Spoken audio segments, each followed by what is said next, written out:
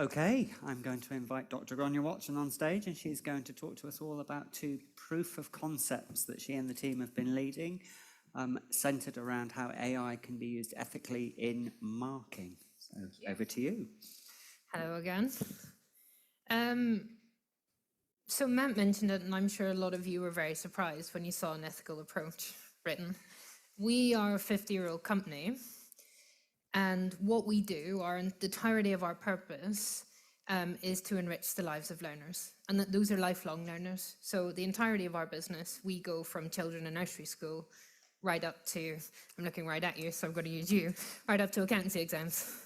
And we run the whole gambit. And what that means is we have to take a very considered approach to a lot of what we do, because we have to be both a broad church as well as quite a narrow church when it comes to very specific things that we're asked to do. And that can be problematic for us for a variety of reasons. And the whole point about wanting to do this was we wanted to start our approach, tell you what it was, show you why we've done what we've done, and then ask you to collaborate with us on where we go further. And that was really important for a variety of reasons. You've heard the word transparency about 300 times today. You've also heard the word collaborate a number of times as well. And I do genuinely believe that our only way through this is to collaborate on a path that we're going to take and agree on. We've already started to see, as per, that the USA and the EU are going to have slightly different views. We've got to straddle those and be very specific about what we want to do and why. So, to do that, I have to talk to you about what our overall AI strategy is, because AI marking forms a single part of that. And I just mentioned to you that I have a variety of things to do, and you've already seen my cyber hat today. And I said, do not put your IP online unless you want it gone. So I own both the cyber for our organization as well as all of our systems. So I have to both ensure that something is secure as well as ensure that we're being as innovative as possible. And that is quite a dance, as you would anticipate, which is why I've got this beautiful microphone on, which looks like I'm about to launch into a dance. So it had to be secure, and that was really important. We enable a lot of you people here to deliver exams. You have regulators to talk to, you are accreditors. This has to be secure. So ours is behind a perimeter, and what that means is we will pull information, we will not push it out into different bits. So what I mean by that is we might do web scraping, we might go and pull information from places. We will pull that into our perimeter. We will not push what we've done back out. So we have a platform that sits behind that. And what that means is there is no other code in our code base that isn't ours. And that was where this had to start and stop for me. Because on the one hand, I have customers saying, can you please tell us what we're going to do with marking? And then I have others saying, can I have an AI statement, please? Because we're really worried that AI is going to be in part of what you're doing. What we did then, in building any kind of LLM, you have to give it stuff to think about and eat and learn from. As we've learned, it can do whatever you've asked it to. What you need to do is provide the context for it, and that's really important. So we started with our own IP. As I said, we go from tiny the whole way up. So we had a lot of our own IP products. So TTS, which is part of the RM brand, they have a variety of robots. Any of you who've been to school or have children who go to school will have used one of them to learn all about computer science and how you code. So our Bebot was 20 years old last year. So we were, again, quite early to that party. And we used that. We created an awful lot of content, and that was important for two reasons. One, we were using our own IP, which we've seen has been a big problem. But two, for this marking and for what we go on to do, we have to be able to create content that we have created, we have benchmarked, we have elaborated on, we know what the point is. So it doesn't go on, and your best excuse was, or not excuse, but one of the examples that we saw was the mother who said, yeah, I've been for a hike, and then what that created, what we're putting in, we have to be very cognizant of. So it's secure, we provided a level of content in it, then we get to marking. It was never going to be enough to just say, we have something that marks something. The reason being, again, another of the words we've heard a lot of today, iterate. So we were going to have to continually iterate every time we did this to ensure that we were in and around the mark that we said we would be at, which meant it was going to have to be an engine. It was going to have to be something that consistently was looked at and worked and was poked and prodded, and we were really confident about what was going in and coming out.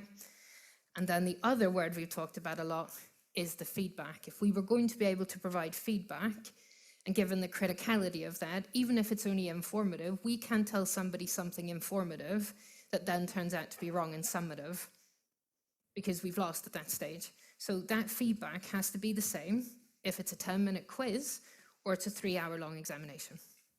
So we knew that time and effort had to go into that. Marking. Why is marking so interesting? We've heard some of it today. It's about balancing, at oftentimes, extremely competing priorities.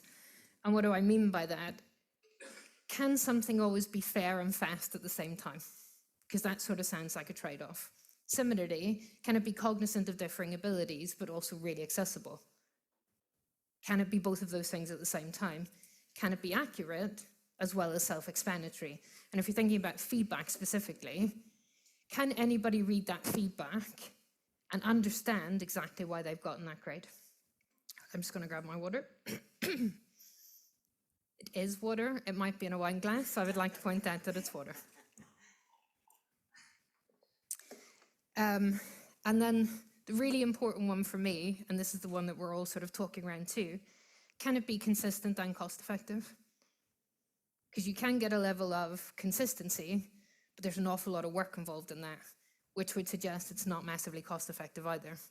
And we see that in that consistency by the way that all of the partners that we work with, how they get to grades at the end, and you all do it slightly differently, would you believe? Which is great for us, because we learn about that. But that means there's going to be trade-offs in this, and how do we go about it, and why is it important? So, with this in mind, we had to create an engine. And our engine is basically made up of 4 different bits. And we're going to go round in a circle, just so you all know. So logic, you've heard it talked about today. How do we know that what we are teaching that AI has the level of logic that is knowledgeable enough to mark effectively? So that's not only rubrics, because there's a lot of information that's also contained in what somebody would know. I mentioned it briefly on Andrew's question earlier. Additional work. So the rubric didn't mention anything about spelling. The AI hated anybody that didn't spell well, and the marks were really, really low. And that completely messed with what we were doing initially, because we were getting very good essay answers, because it's long form, so we're getting very good essay answers, but if it was spelt wrong, you were getting a really low mark. And that's not what would happen if you were marking English as a foreign language, which was one of the POCs that we did, and English language, which was the other one. That just wouldn't happen because, to go back to our competing priorities, cognizant of differing abilities. And a human would have understood there could have been something behind that. There could have been dyslexia, there could have been dyspraxia. It will not mess with the overall meaning. It will mess with the way that you want to read it. So the rubrics that we put in and the framework that we put around that is really important. Which then leads us on to the data, the real and the synthetic. So anybody who knows anybody at RM currently, and they are of examination age, has taken an exam for us, and we have bribed them accordingly.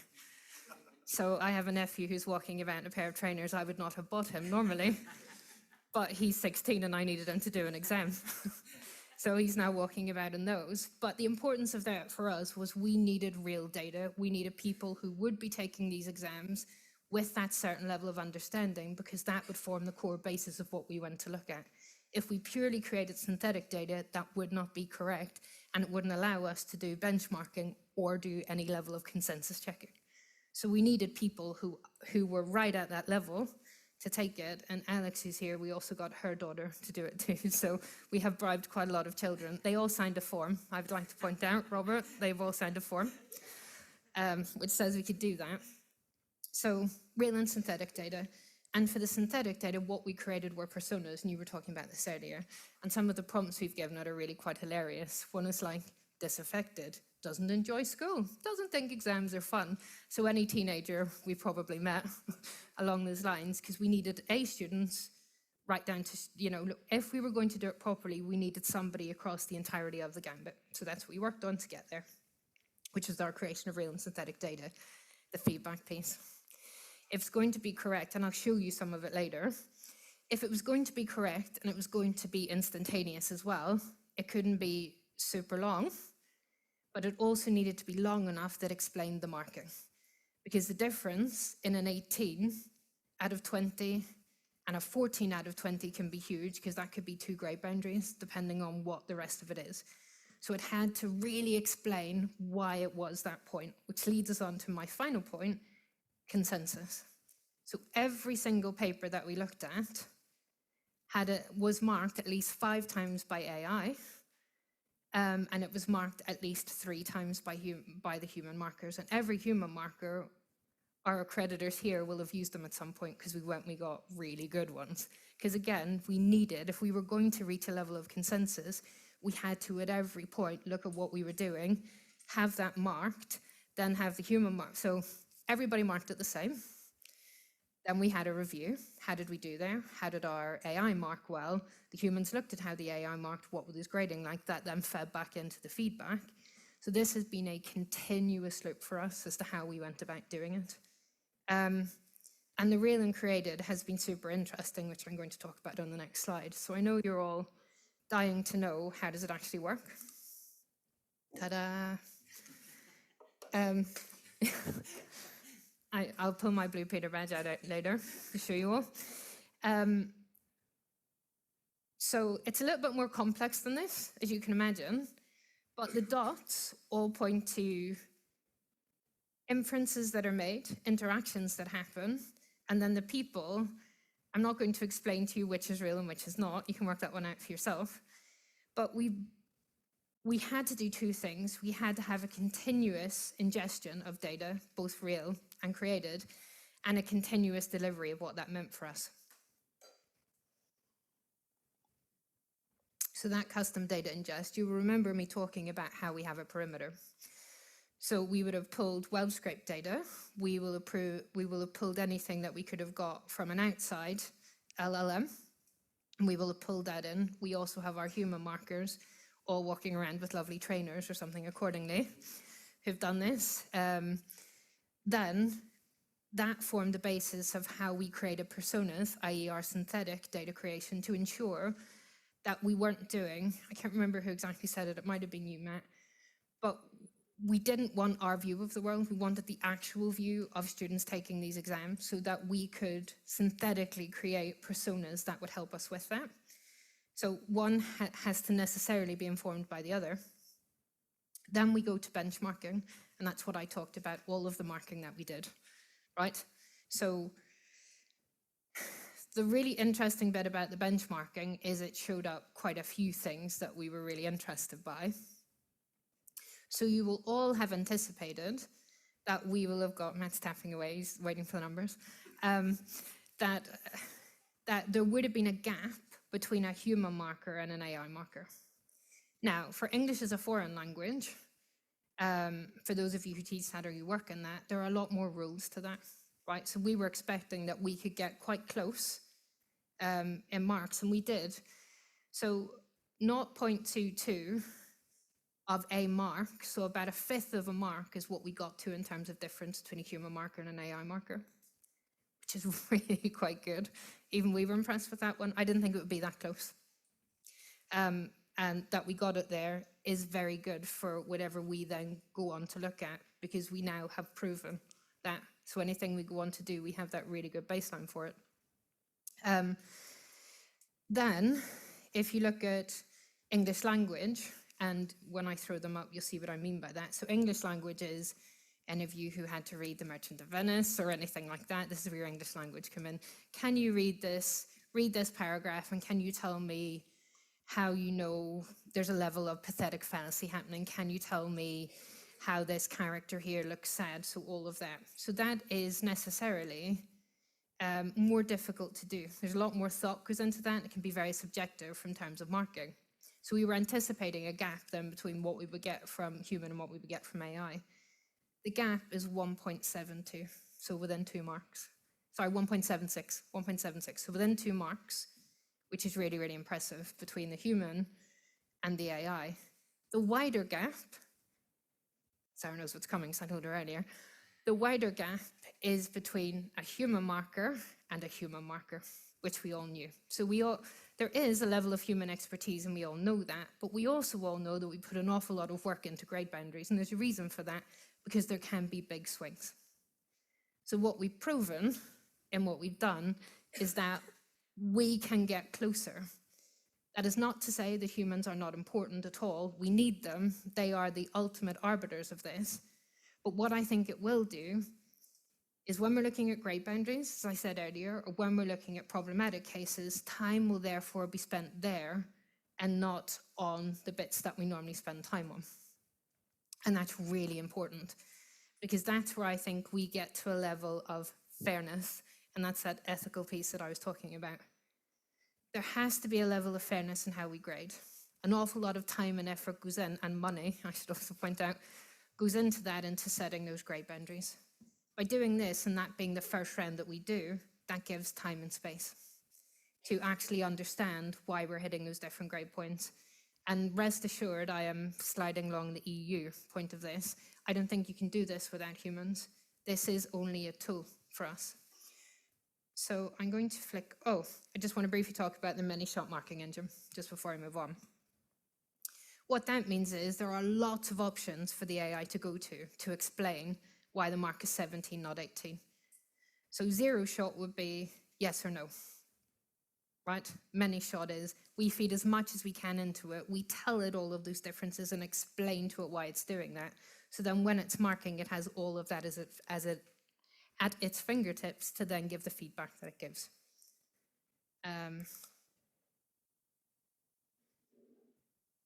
So I just click once now.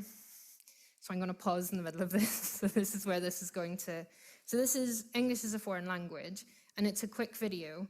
And Alex and Maria are going to throw their hands up for me, or hopefully in the room. Oh my God, they're not in the room. They're next door. No. I was just going to say, go and find them if you want to see it working in real life, because they're here to show you how it works. So they'll be here to talk to you in real life. So this is English as a foreign language. So there's an answer, and there's the feedback as to why it's given it the mark that it's given it. And then this is the second one. And again, there's the marking results, there's the grade, and there's the feedback that explains it. You'll recognize your rubrics here, so you'll see why it's decided on the mark that it's given and why that's important. Later, you will get a better chance to look through it. I realize that this is very quick. I just wanted to show you how it works in real time. So you can see Lexis is adequate, lacks precision and conciseness. So that's where the rubric is in real time looking at what the answer is and then coming up with an answer, which is why it got 5 out of 7. One of the other things which is really interesting is AI very, very rarely will give full marks. So where a human will, AI is actually much more discerning when it's looking at what grade to give and why not. So you will rarely get a full mark from an AI. So this is the English as a foreign language one.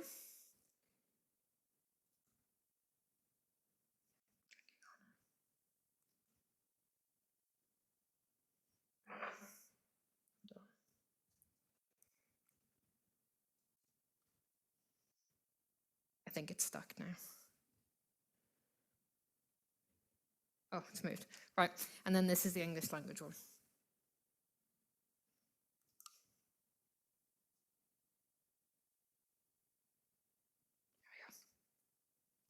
So again, this is the creation of answers and then the feedback and why they got the marks that they got. So the final one is interesting there because it does pick up that while an answer was provided, it wasn't good enough, right? So right down to the feedback, you can read that and you will understand why it has given you that answer. There you go, that went very quickly. So it will be in another room where you can have a look at it. But really my closing thoughts on it, where I wanted to show you how we've gone about this, what that marking engine looks like, so that you can see what we're trying to do, and then can see if you were going to work with us and we would do a POC, what that could look like together, given that we have the entirety of a framework around this to keep us to a level of consistency that we're hoping for and we're looking for. And I also think we are able to answer a lot of the questions that we were worried about earlier. We have properly considered our approach to this. I anticipate that it will change over time. But given we do anticipate that this will end up in summative at some point, we had to, from the very beginning, be able to show you why we did what we did and show that we were doing it from an ethical standpoint, but as well as a secure one. So I have left some time for questions as well. I bet nobody has any, so I'll just go. Oh, I think they will. This would be awkward if they don't. Any questions in the room or online? Oh, you've got one online. Come on, James, where's your microphone? Well, this again. If we know that human markers mark at a lower standard, how can we then make humans the arbiters of judgments? Graham Clark. It's not that it was marked to a lower standard, is that they are marking with a lot more in their head about why they've awarded the grade that they have awarded. And therefore, you have to work in partnership on that because we have to provide the ecosystem in which the AI can understand it. So it absolutely was not, and if I said it that way, I take that back now. It's not they mark at a lower standard. They have a lot more in their head. And some of the markers that we had have marked for 20 years, right? So they have done this for maybe 20 summers, and they have a whole raft of knowledge just sitting in their head. So it is the collaboration of 20 years of knowledge in somebody's head, plus what we've taught an AI to do, which is sort of where the magic happens in terms of pulling them closely together. And I think you'll agree within 2 marks for both sets is very good. Absolutely. How many of those 2 marks were at full marks? You said that the AI is unlikely to give full marks. Is that where the main gap is? And is it a problem that... No, that wasn't. But is there a problem that they're not getting full marks? Because sometimes an answer is, you know... Sometimes an answer is, it tends to not be in a long form answer, right? And that was why we went for long form as well. There's an awful lot of subjectivity involved in long answers, and it wasn't where somebody didn't give full marks. It tended to actually be on the grade boundaries, which is where that differential came. And it always will be because people are actively thinking, this is a big decision to make. Is it a C or is it a B?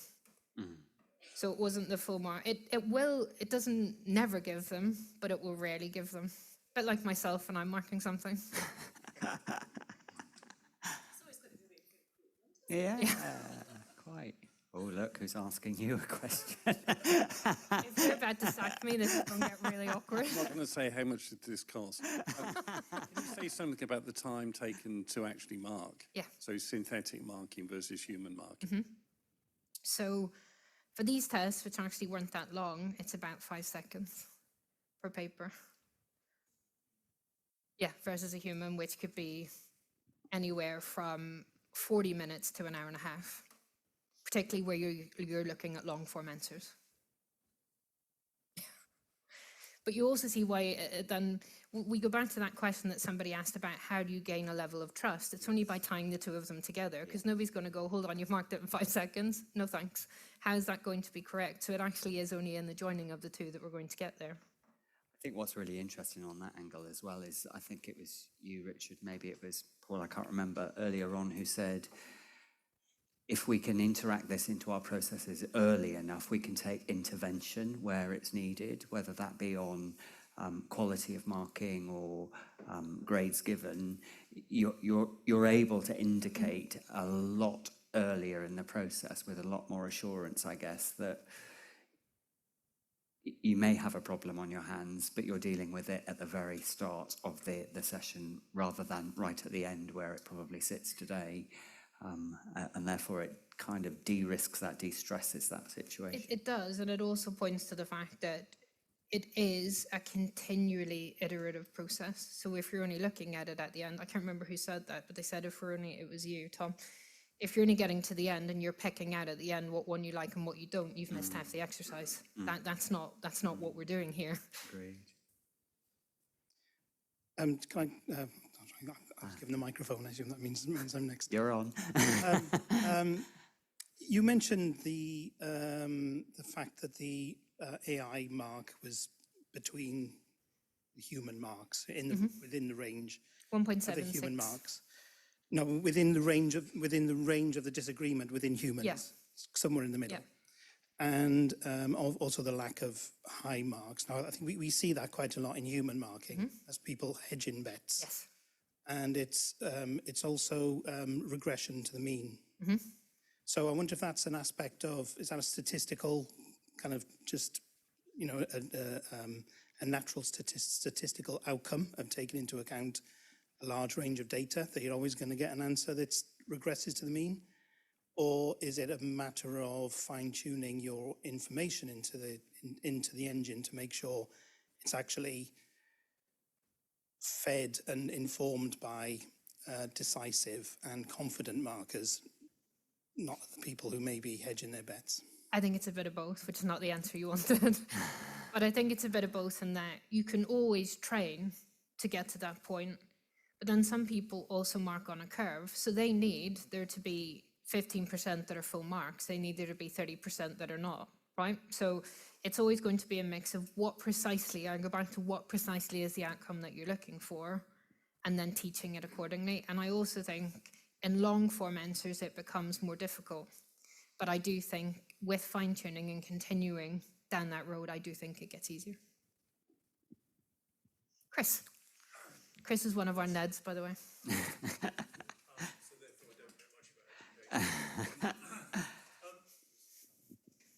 Could you tell me which subjects this proof of concept was spread over?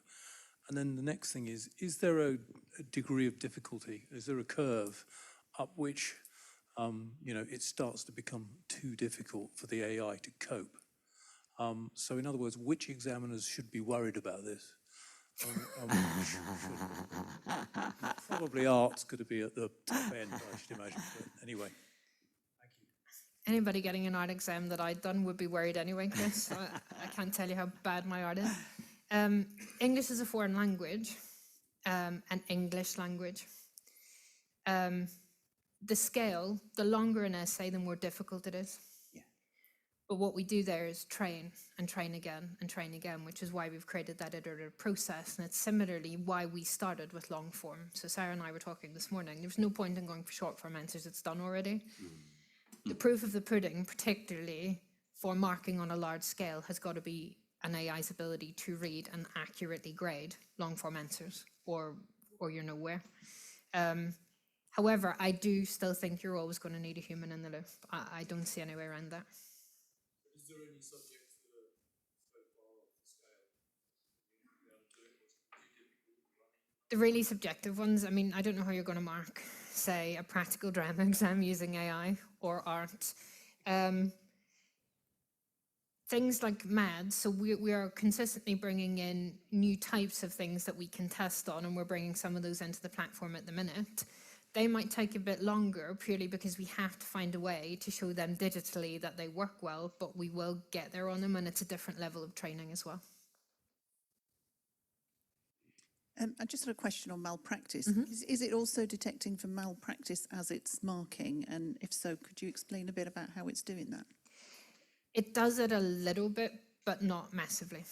So it should be able to pick up,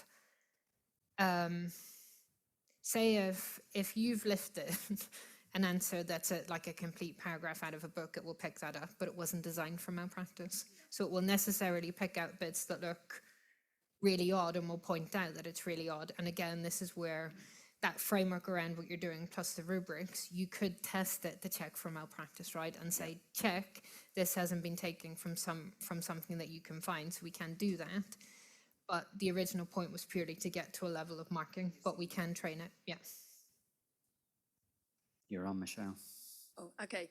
My question was around the amount of data other than marking instructions that we need to put into the system and prime the system to be able to do the brilliant work that it's doing, and how long that takes. And obviously in a time critical period where we've got, hundreds of components to be assessed, how long does that take, and what more does it need other than like marking instructions or mark schemes and rubrics pumped into the system? So we do an awful lot of web scraping as well. So we'll go and pull stuff if we can see answers that are written and things like that. Similarly, in the way that we're using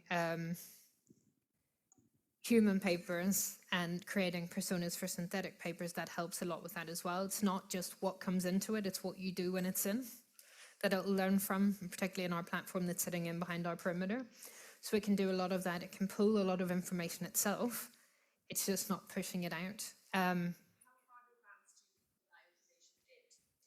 I wouldn't be doing it the day before you had to mark an exam, but I would say if you give it 6 weeks or so, depending on the scope of what you're looking at, and you're really focused on what exactly you want it to do, and you've started with an engine like ours that is primed to do it, I think you're there.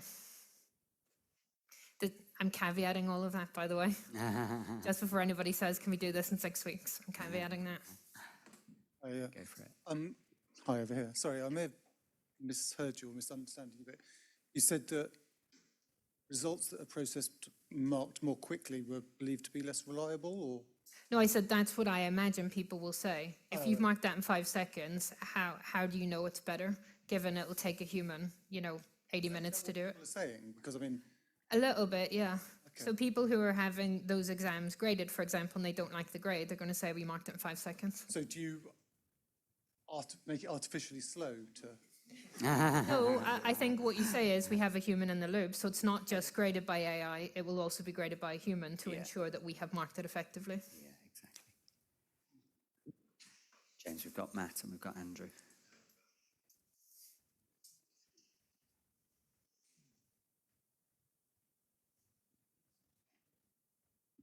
Thanks. Gráinne, so this is in the formative space, is that right? That what you were I'm particularly interested in the English as foreign language.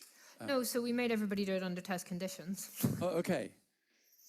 So I understood from what you were saying earlier that I don't think we'll be allowed to use it in summative for a long time, Okay. but we ran it under test conditions, and our plan to move towards that, I think it would pass muster as a summative exam. I spoke about going to formative because I think that's where we're going to have to go just to continue to prove the model before we're allowed to unleash it on summative. Okay, and in that formative space, so what I think we were looking at was an overall comment on the writing that had been produced. Will is there an intention to provide paraphrase or reworking, or within the actual text itself, improvements on the actual the text that the student has written? It doesn't do it currently, but that is absolutely something we would look at doing. Okay. I knew you were going to ask a question, Mr. Micklejohn. Andrew Micklejohn, OUP. I know it's early days. I was just trying to get a feel from you in terms of your confidence, in terms of consistency. So obviously if you ask the same question again and again, or you give the engine the same essay to mark again and again with hallucinations and things like that, it could come back with inconsistent results. How did you find that during the POC? We just continued to work on it and continued to add more new data in, whether that be human data or synthetic, to stop that from happening. And then because we were using personas to mark as well, and we benchmarked every time, and we did, as I said to you, 3 layers of human marking, and that was after certain levels of benchmarking that we happened as well.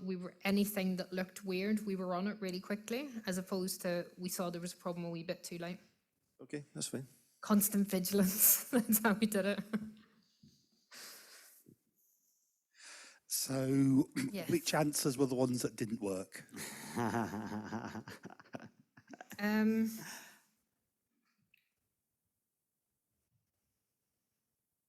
was there no pattern?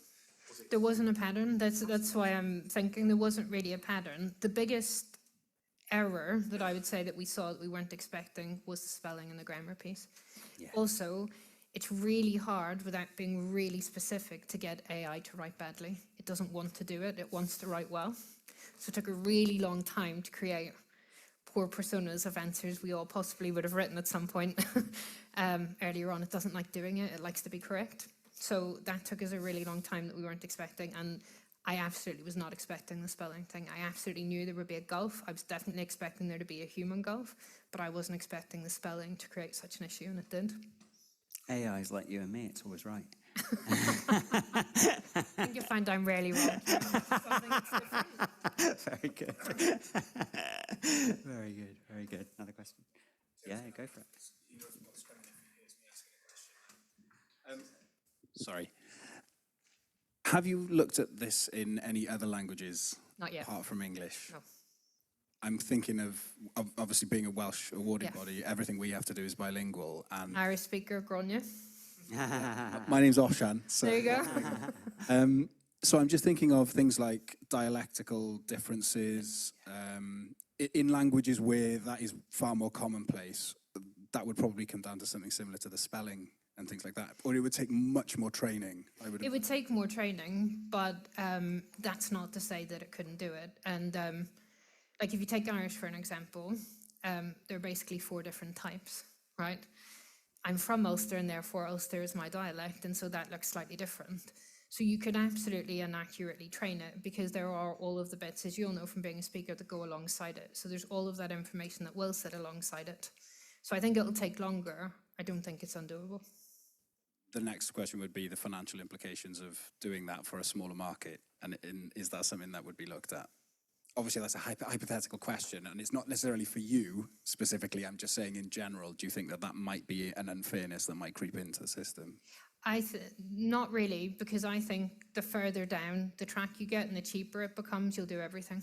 So I think we will get there, but I also agree it will probably be last on the list. Excellent. Okay, we knew this one was going to be a lively question. Oh, hold on, one more. One more? It's really testing me. You've got to walk all the way down there now. Sarah ditched her microphone. Thank you. You said that every piece of work was marked 3 times by humans, 5 times by AI. Yep. What variability did you see with the AI doing it 5 times? Do you have an inter-rater reliability coefficient on it? You've expressed everything in terms of marks difference. Not on the top of my head, but it wasn't as big as the human one, but I don't have the exact number. I will have a look and come back to you on that one. Good stuff. Thank you. Quick, finish it for very somebody much. else, something I can't Another one. Listen, let's keep the dialogue going. We are heading into lunch now, but Gráinne is around all day. We've got some roundtable sessions this afternoon. Really, really interesting conversation. This has been a fascinating couple of POCs that Gráinne has led for us. The outcomes of it, I mean, literally, we were on calls the weeks leading into this event, and the energy levels were rising as we were learning more, and the art of the possibility becomes, really much more transparent to us. So there's lots of exciting times ahead, I think, but let's just keep that dialogue going, and let's engage with one another about how we can take these stages further, like language capabilities moving forward, how we work together to collaborate on proof of concepts that will actually teach us all and help us inform not just ourselves, but the customers that are receiving the assessments that you deliver. So again, thank you, Gráinne. That was a brilliant session. Enjoy your lunch. We're back at 2:45 for the round tables. So I will let you go grab some food. Thank you all very much.